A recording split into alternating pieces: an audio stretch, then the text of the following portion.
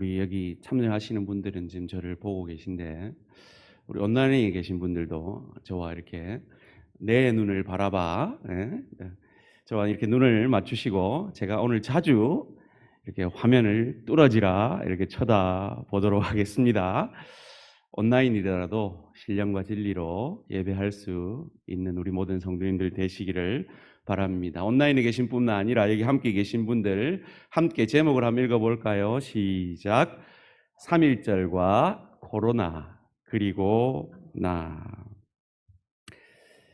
제가 오늘 설교 중에 지난 금요일처럼 코로나를 메르스라 할지도 모릅니다. 뭐 콩떡같이 알아들으실 줄 믿고 참 이래저래 헛갈리는 시대를 살고 있습니다. 3.1절 코로나 그리고 이 시기를 살아가고 있는 나 어떤 연관이 있을까요? 우리 인생은 늘 다른 의견들로 인해 가정에서든 일터에서든 주의 교회에서든 갈등이 생기곤 합니다.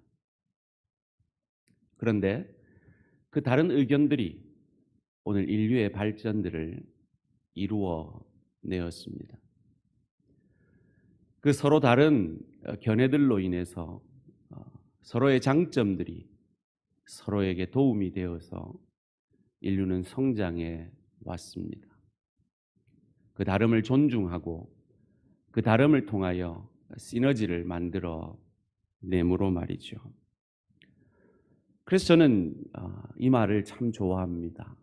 그래서 피플 퍼즐 세미나 저희 교회 훈련 과정 속에서도 이 말이 주제어이기도 합니다.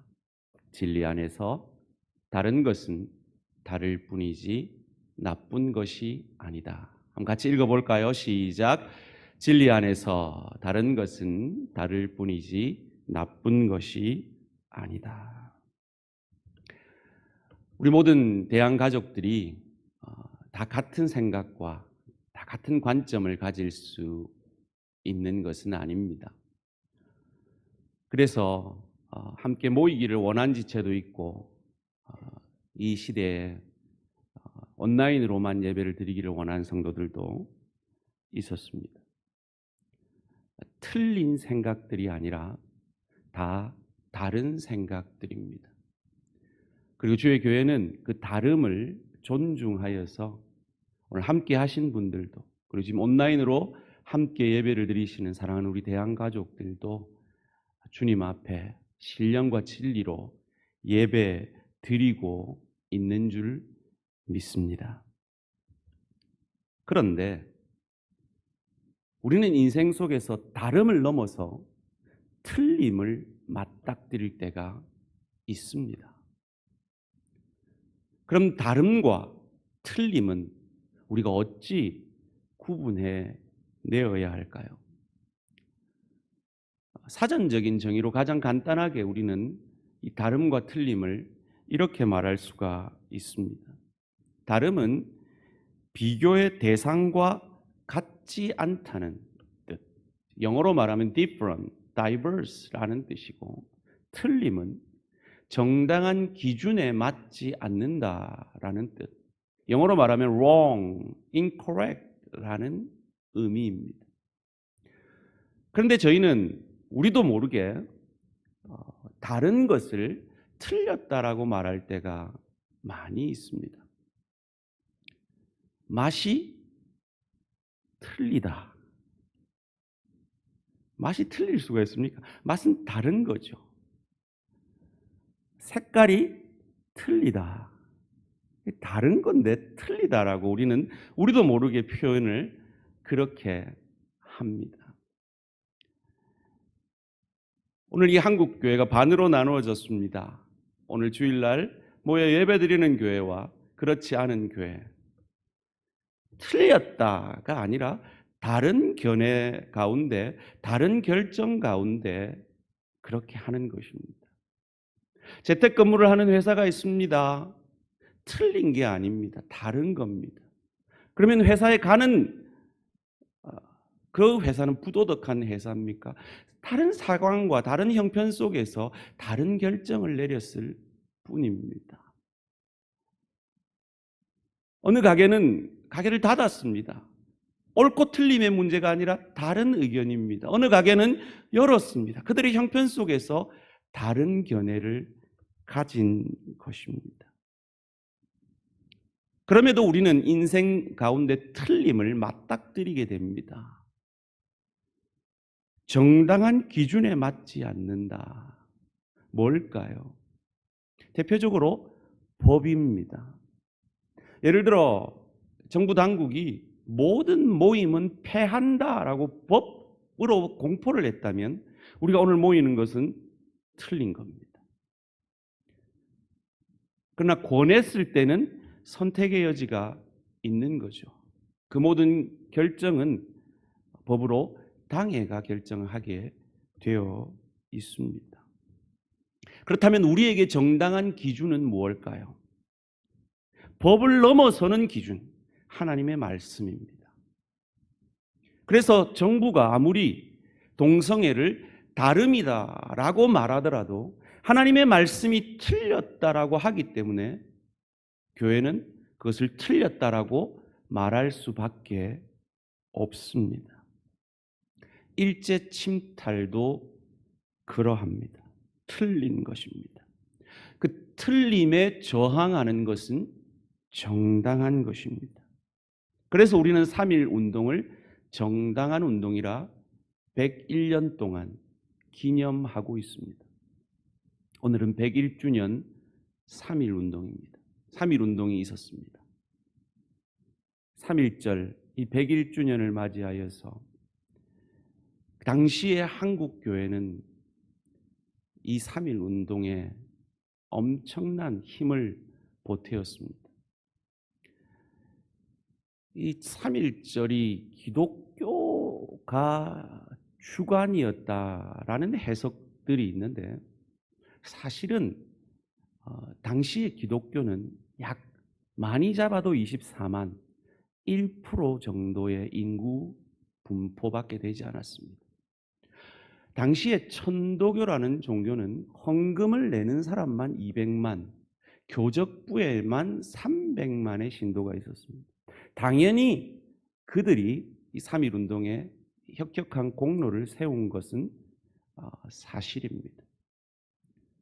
그런데 놀라운 것은 1.5%밖에 되지 않는 이 한국 교회 성도들이 천도교 300만 천도교에 비할 바 없는 그보다 뛰어나는 엄청난 활약을 3.1 운동에 그리고 독립운동에 했다는 것은 역사가 우리에게 잘 가르쳐 주고 있습니다.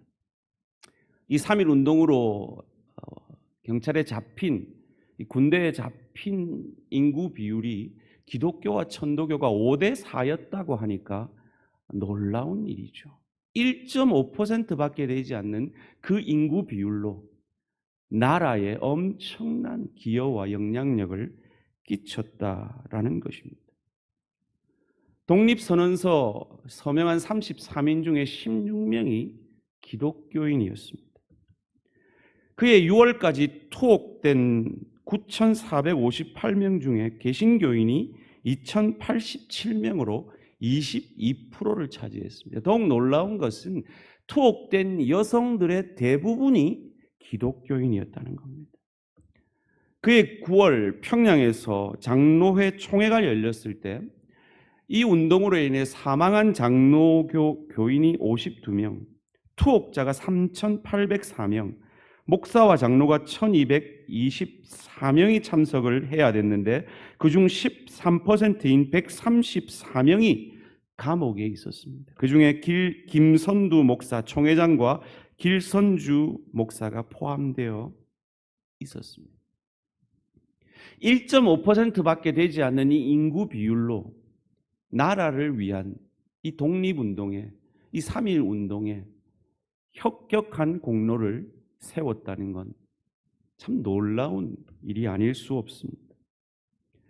특별히 3.1 운동이 오늘 이 역사상에서 그 가치를 인정받고 있는 것은 민족 자결 운동이었다라는 것도 중요하지만 무저항 평화 운동이었다라는 것이 세계 역사를 통해서 평가받고 있습니다. 당시 더 많은 숫자였던 천도 교도들은 개 같은 외놈들, 우리의 원수로다, 한 칼로 박멸내자라고 복수와 저항 운동을 하자라고 주장했습니다.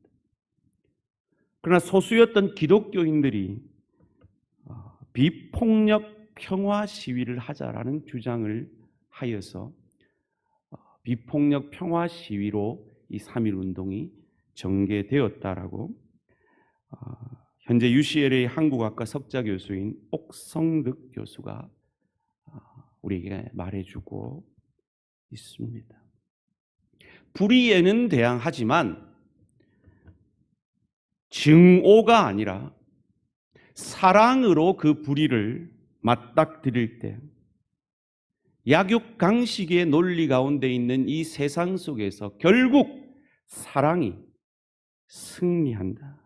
바보 같지만 사랑이, 평화가 승리한다는 것을 우리에게 잘 보여준 진정 기독교의 정신이 이 사회 가운데 흘러나아간 참 아름다운 역사의 증거입니다. 그 운동을 주관했던 유관순 열사, 당시 18 혹은 16이라고 역사는 말하고 있는데요. 그녀가 어떻게 이런 것을 배울 수 있었을까요? 그가 어린 시절부터 자랐던 지령리 교회에서 이 민족 정신을, 이 평화를 배웠던 것입니다. 화평케 하는 자, 참 그리스도인의 모습, 하나님의 자녀들의 모습인 것을 오늘 성경은 우리에게 가르쳐 줍니다. 마태복음 5장 9절 말씀 함께 온라인에서 말씀 듣는 분들도 함께 읽겠습니다. 시작. 화평하게 하는 자는 복이 있나니 그들이 하나님의 아들이라 일컬음을 받을 것이며 아멘. 어느 책에 보니까요, 인류 역사 가운데 전쟁이 없었던 역사는 단 268년밖에 없었다라고 말합니다. 무슨 말입니까? 인류 역사는 전쟁의 역사였다라는 것입니다. 다름을 틀렸다라고 주장함으로 증오와 미움과 우월감으로 약한 이들을 착취해서라도 정복해서라도 자기의 이익을 얻고자 하는 인간의 죄된 역사가 전쟁의 역사라는 것입니다. 여러분, 예수님은 화냈습니까? 안 냈습니까? 예수님은 싸웠습니까? 안 싸웠습니까? 싸웠습니다. 화를 내었습니다. 그런데 인류 전쟁의 역사와 다른 것은 인류 전쟁의 역사는 미움과 증오와 우월감으로 전쟁하였지만 예수님의 다툼과 예수님의 썩냄에는 미움과 증오와 우월감이 없었다는 것입니다. 이것이 오늘 이 시대를 살아가는 우리에게 얼마나 큰 삶의 지혜가 되는지 모릅니다. 여러분, 참 사회생활 하시다 보면 진짜 악한 사람 만나잖아요. 진짜 다름이 아니라 나쁜 사람, 악한 사람, 틀린 사람 만나게 된단 말이죠. 그런데 그런 사람들 무조건 화평해야 합니까? 용서해야 합니까? 죄를 덮어주고 쉬쉬하면서 평화로워야 합니까? 화평의 반대는 분쟁이거든요. 그런데 화평케 하는 자는 복이 있나니 하나님의 아들이라 일컬음을 받을 것이며, 이 산상수훈에서 우리에게 가르쳐 주신 이 예수님이 이어지는 마태복음 10장에서는 정반대의 말을 하고 계시단 말이죠. 마태복음 10장 34절 말씀입니다. 내가 세상에 화평을 주러 온 줄로 생각하지 말라. 화평이 아니요 검을 주러 왔노라. 인도의 간디 선생이 누구에게서 배웠느냐? 예수님의 이 산상수훈에서 배웠다 그러거든요. 무저항, 무소유, 무복수 사상 말이죠. 즉 5장만 읽었나 봐요. 10장으로 가면 전혀 다른 말이 나오잖아요. 칼을 주러 오셨대요. 무슨 말입니까? 인간의 허울뿐인 평화, 허울뿐인 화평, 고발하시는 거죠. 너희에게는 참 화평이 없지 않느냐. 그래서 분명히 다름인데 내 이익과 반하다면 너희는 얼마든지 그 다름을 틀렸다라고 말하는 죄인들 아니냐 라고 인간들을 고발하는 겁니다. 제가 이민 생활 한 23년 했잖아요. 이민 생활하면서 제일 가슴 아픈 장면들은 저를 포함해서 우리 성도님들이 백인들에게 인종차별을 받는 듯한 대우를 받을 때입니다. 대표적인 경험들이 이런 거예요. 아주 사소하지만 아이들을 데리고 미국 수양관에 가서 수련을 할 때 그 같은 장소에 온 그 백인 학생들이 우리 아이들을 놀린다면서 이 손가락을 가지고 이렇게 합니다. 이렇게 합니다. 좀 흉악하죠, 온라인. 예. 눈 쫙 찢어진 동양인들을 비하할 때 쓰는 행동들입니다. 물론 철없는 아이들이 장난을 치는 거죠. 그런 차별과 그런 멸시를 참아내면서 이민 생활을 하다 보니까 많은 상처들이 있으시죠. 그러다 보니까 우리 성도님들 입에서도 자기도 모르게 깜둥이, 맵작, 짱깨 이런 말들이 툭툭 튀어나올 때 참 마음이 아팠던 기억이 있습니다. 이게 인간입니다. 차별받는 것은 그토록 싫어하면서 자기보다 못하다 싶은 사람들은 차별하는, 일제 그 수모에 대해서는 그토록 증오하면서 동남아 노동자들은 멸시하는, 비록 일부 한국인들이지만 그들의 그 죄된 본성이 우리에게도 있다는 거죠. 대표적인 것이 다름을 틀렸다고 말하는 우리. 내 이익과 내 생각과 내 확신과 조금 다르다고 해서, 내 신념과 다르다고 해서 너는 틀렸다라고 말하는 우리. 인간이 얼마나 죄된 본성을 가지고 있는지 예수님은 그걸 들추어내고 계신 겁니다. 그리고 인간에게는 참 평화가 없다. 너희가 가난의 문제를 해결할 수 있느냐? 너희가 병의 문제를 온전히 해결할 수 있느냐? 너희가 이 차별의 문제를 온전히 해결해낼 수 있느냐? 없지 않느냐? 너희에게는 이 평화가 있을 수 없다. 오로지 내게만, 예수에게만 평화가 있다. 이것을 말씀하시고자 한 것이 내가 세상에 화평을 주러 온 줄로 생각하지 말라라고 하시는 말씀입니다. 왜 왜 인간에게 이런 갈등과 아픔이 있습니까? 죄 때문이죠. 사단 때문입니다. 요한복음 10장 10절 말씀 함께 읽겠습니다. 시작.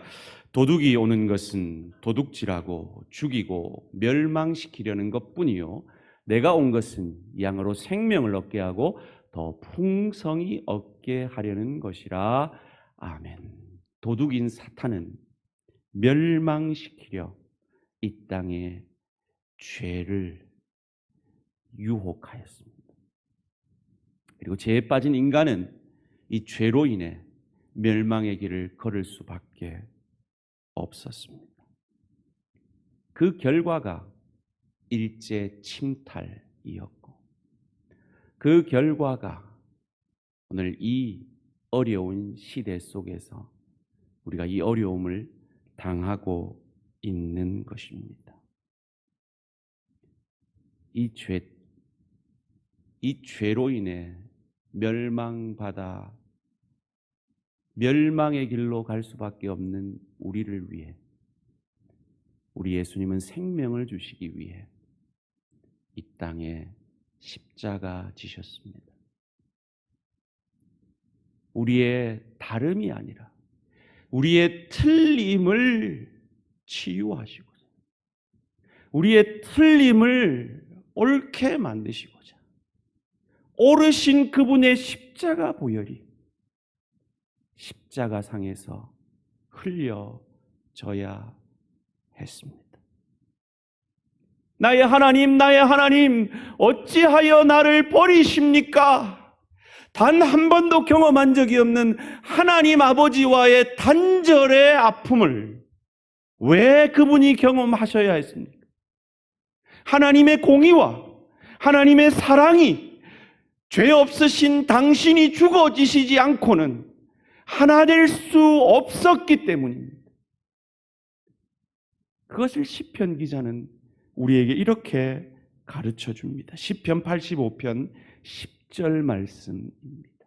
인애와 진리가 같이 만나고 의와 화평이 서로 입맞추었으며, 인애와 진리가, 공의와 사랑이 같이 만났고 의와 화평이 같이 만났던 그 장소가 십자가였다는 겁니다.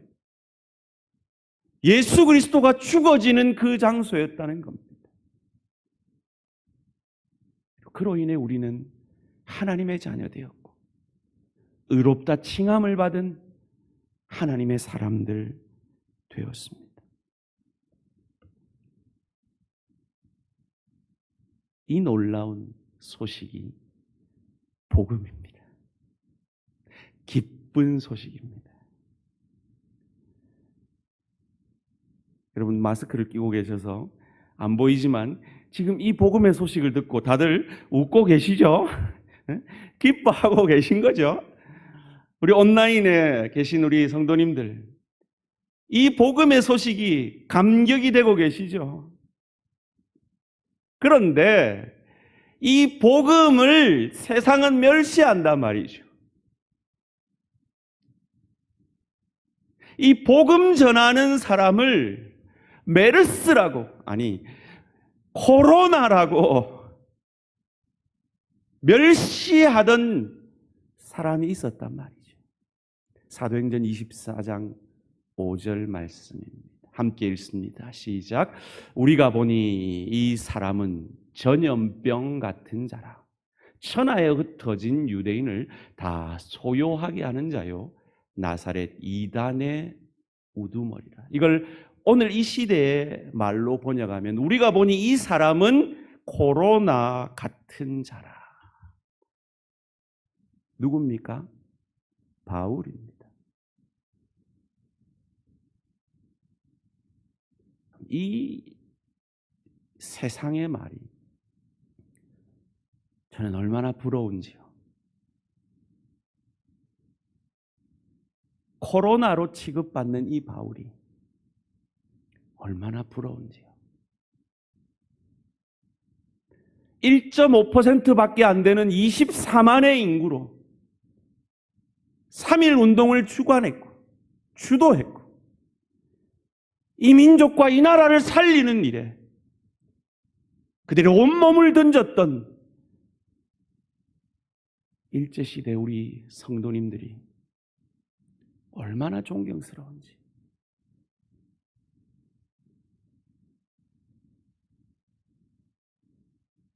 우리는 얼마나 복음의 영향력을 이 땅에 미치고 있습니까? 오늘 우리 한국교회는, 우리 대한 공동체는, 우리 대양의 성도들은 복음으로 인해 전염병, 연병 취급을 받았던 바울, 1.5%밖에 되지 않는 그 인원으로 나라를 뒤엎었던 일제시대 우리 성도님들, 그들에 비해 우리는 얼마나 복음의 영향력을 끼치고 있습니까? 이 사도행전 24장, 우리가 방금 읽은 이 본문에 등장인물이 있습니다.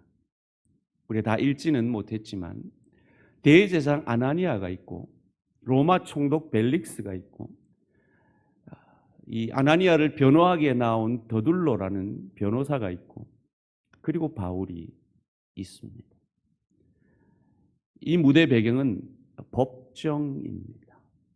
재판정입니다. 일제시대 우리 성도님들이 정당한 평화 시기를 했음에도 부당한 재판, 아니 재판도 없이 감옥에 갇혀졌습니다. 지금 바울은 어떤 상황입니까? 그를 고발했던 고발인 대제사장 아나니아는 어떤 사람입니까? 우리가 초대교회의 역사를 일반 역사가에게서 들으려면 우리는 역사가 요세푸스를, 그의 책을 찾아보게 됩니다. 그는 대제사장 아나니아가 잔악 행위로 로마의 재판정에 선 사람이라고 기록하고 있습니다. 그의 성품이 어떠했는지 우리는 잘 알죠. 알게 되죠. 전임 대제사장을 죽이고 자기가 대제사장이 된 인물입니다. 부자였기 때문에 그 재판을 교묘하게 피했다라고 기록하고 있습니다. 거만했고 성직을 이용해 재물을 축적한 사람이라고 기록합니다. 그런 그가 바울을 고소했습니다. 공정한 재판을 기대할 수 있을까요? 재판장에 따라 다르겠죠. 재판장 로마 총독 벨릭스는 어떠한 사람입니까? 요세푸스는 그가 로마 역사상 가장 타락한 자였다라고 기록하고 있습니다. 최고의 악당이었고 돈 욕심과 비열함과 상스러움과 무능함의 최고였다라고 기록하고 있습니다. 그런 그가 재판관입니다. 우리가 굳이 요세푸스의 역사 기록을 찾아보지 않더라도 누가가 기록한 사도행전 24장 26절을 통해 우리는 그를 이렇게 발견합니다. 동시에 또 바울에게서 돈을 받을까 바라는 고로 더 자주 불러 같이 이야기하더라. 도저히 공평함을 기대할 수 없는 재판정입니다. 이런 상황 속에서 변호사로 나온 그 더둘로라는 사람은 바울을 코로나다, 전염병 같은 사람이다, 이전 성경에는 연병 같은 사람이다 라고 번역을 하고 있습니다. 도저히 공평을 기대할 수 없는 이 재판, 고함을 치고 난리를 치고 그들의 공평하지 않음을 까발리고 그들에게 저항하고 그리스도인들이 일어나 그들과 대항해야 된다라고 하고 그들의 제자들에게 그들을 어찌어찌 하라라고 할 수 있는 그 상황 속에서 바울은 어찌하고 있습니까? 온유와 겸손과 사랑으로 이 재판정에서 어찌하든지 복음만을 전하고 있습니다. 3.1 운동을 했던 그 시대 우리 믿음의 선배들처럼 말이죠.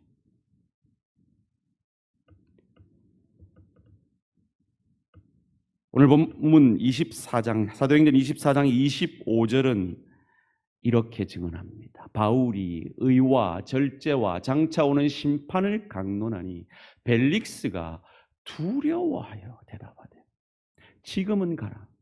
내가 틈이 있으면 너를 부르리라 하고. 놀랍지 않습니까?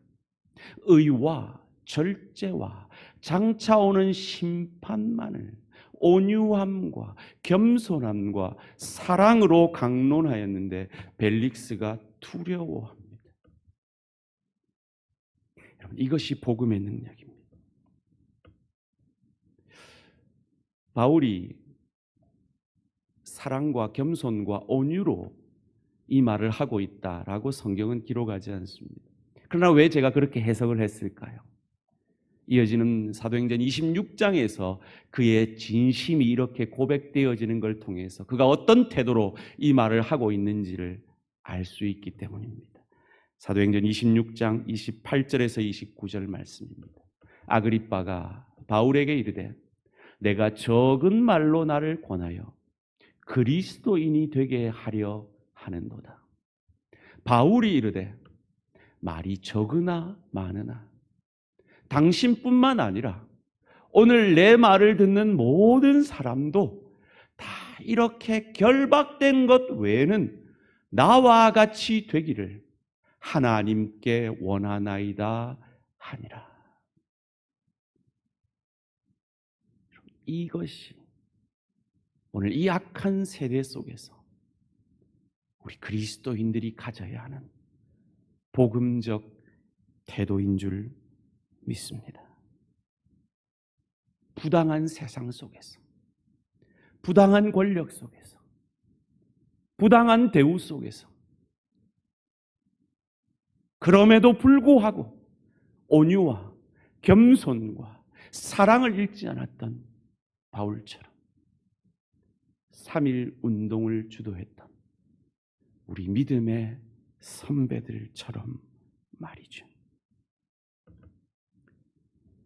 힘의 논리가 지배하는 세상 속에서 힘의 논리가 아니라 은혜의 논리로 온유와 겸손과 사랑의 마음으로 예수님께서 자신의 의로움으로 얼마든지 우리를 정죄하실 수 있었음에도 정죄하지 아니하시고 오히려 자신이 인류가 진 모든 죄를 자기가 진 것처럼 십자가에 달려서 우리의 죄를 위해 죽어 가시며 아버지와 단절을 아파하시면서도 끝까지 그 십자가를 내려오지 아니하시고 자신의 능력을 쓰지 아니하시고 오직 하나님의 뜻만을 이루는데 온유함과 겸손함과 사랑으로 그 길을 가셨던 그 주님의 은혜로 그 십자가 사랑으로 구원받은 오늘 우리 하나님의 사람들이,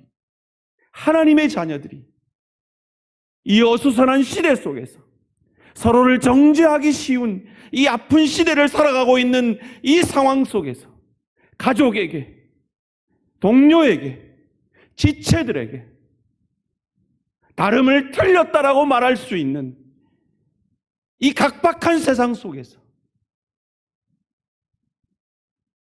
틀렸음에도 사랑으로 그들의 틀림을 감싸 안아줄 수 있는, 사랑으로 그들을 바로잡아 줄 수 있는, 나아가 다름을 존중하며 인정하는,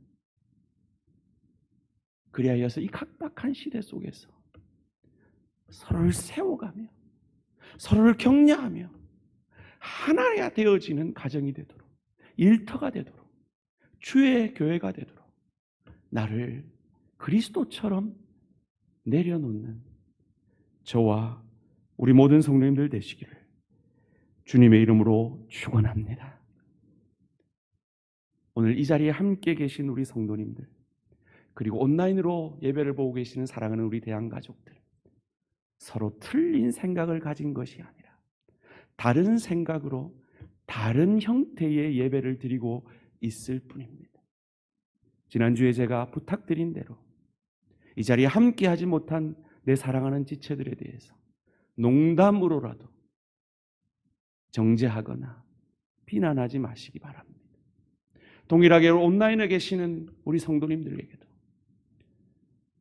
정말 예배를 사모하여서 꼭 예배를 드리고 싶다라고 하는 성도들의 마음을 무시할 수 없어서 이 예배를 드리기로 결정한 당의 결정과 오늘 이 자리에 함께 계신 우리 성도님들의 모습 또한 존중해 주시고 서로 그 다름을 존중함으로 이것 때문에 이 메르스보다 더 무서운 사단의 바이러스, 서로를 나누고 서로를 비난하고 우리 대항의 하나 되게 함을 깨뜨리는 그 어떤 바이러스에도 강한 저항력을 가지시는 저와 우리 모든 성도님들 되시기를 주님의 이름으로 축원합니다. 한국 기독교 목회자 협의회에서 설문조사를 하니까 약 7대3 정도로 온라인 예배를 드리는 것이 옳지 않습니까? 라고 통계가 나왔더라고요. 그런데 재미있는 것은 지난주에 예배 드린 성도에게 물어봤대요. 이번 주도 예배 드리겠습니까? 10명 중에 8명이 예배 드리겠다 그랬대요. 또 재미난 것은 지난주에 온라인으로 드린 성도에게 물어봤대요. 재밌는 것은 똑같이 10명 중에 8명은 온라인으로 드리겠대요. 무슨 말입니까? 사람들의 다른 생각은 잘 안 바뀝니다. 존중하셔야 합니다. 여러분 남편, 여러분 아내, 여러분 자녀, 여러분 부모, 여러분 동료, 여러분 지체의 그 다른 생각들 쉬이 바뀌지 않습니다. 존중하셔야 합니다. 그리고 다름은 다를 뿐이지 나쁜 것이 아니고 틀린 것이 아니라는 것을 이 각박한 시대에 그리스도께서 우리의 틀림까지 고쳐주시고자 이 땅에 오신 그 복음의 정신을 가지고 이 시대를 이겨내시는 저와 우리 모든 성도님들 되시기를 주님의 이름으로 축원합니다. 기도드리겠습니다. 살아계신 하나님 감사합니다. 101주년 3.1절을 맞아 1.5%밖에 되지 않는 당시의 기독교인들이 이 민족, 이 나라에 얼마나 선한 영향력을 끼쳤는지 우리가 다시 한번 새겨봅니다. 복음의 사람 바울은 이 복음의 소식 전하다 코로나 바이러스 취급을 받는 그 엄청난 영향력을 믿음의 눈을 열어 바라볼 때 참으로 부럽고 참으로 존경스러운 마음으로 우리를 돌아보게 됩니다. 하나님, 어려운 시대를 살아가고 있습니다. 사랑하는 우리 대한가족들, 이 어려운 시대 속에서 힘든 시간들 속에서 서로의 다름을 틀렸다라고 말하기 쉬운 이 시대 속에서 바울처럼 3.1운동을 주관했던 우리 믿음의 선배들처럼 온유함과 겸손함과 사랑으로 서로를 세워가며 나를 틀렸다 하셔도 되는 그 주님이 우리를 옳다 칭해 주시기 위해 죽어주신 그 복음의 정신으로 그 복음을 먼저 받은 자로 선한 복음의 바이러스, 이 각박한 시대 속에서 내 지체를, 내 동료를, 내 가족을 새 힘을 얻게 하는 복음의 영향력을 끼치는 하나님의 사람들로 이 한 주간 승리 있게 도와 역사하여 주시옵소서. 감사드리오며 이 모든 말씀 주 예수 그리스도 이름으로 기도합니다. 아멘.